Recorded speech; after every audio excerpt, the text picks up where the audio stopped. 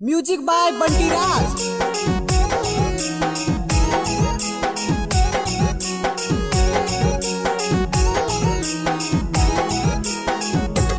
माँ Kalika recording studio पाड़ो चौक जमुई।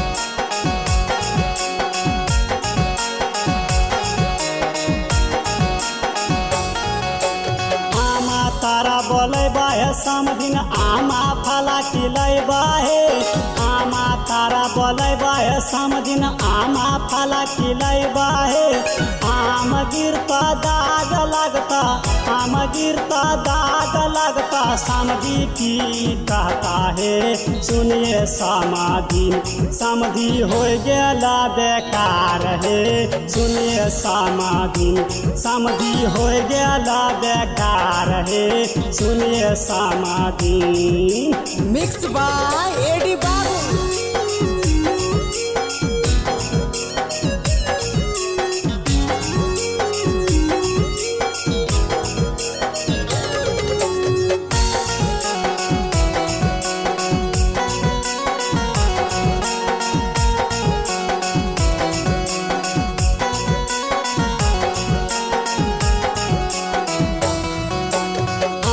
छिया जवान ये समझिन ताहू छह जवान है।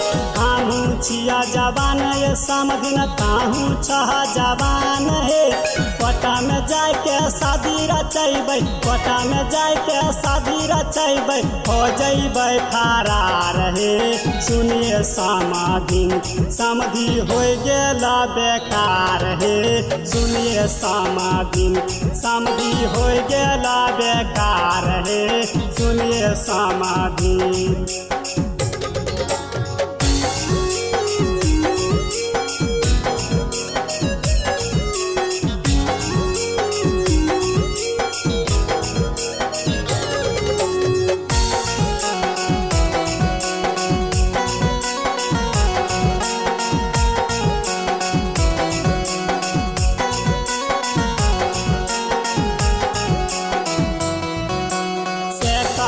बादनिया है समझिन चढ़ाली जाबनिया है। सैकासी बादनिया है समझिन चढ़ाली जाबनिया है। आमा तारे प्यार भेलै, आमा तारे प्यार भेलै, बनल अपन यार रे सुनिए समाधि। समधि हो गेला बेमार हे सुनिए समाधि। समधि हो गेला बेकार हे सुनिए समाधि। ये समधि। माँ कालिका रिकॉर्डिंग स्टूडियो पाड़ो चौक जमुई।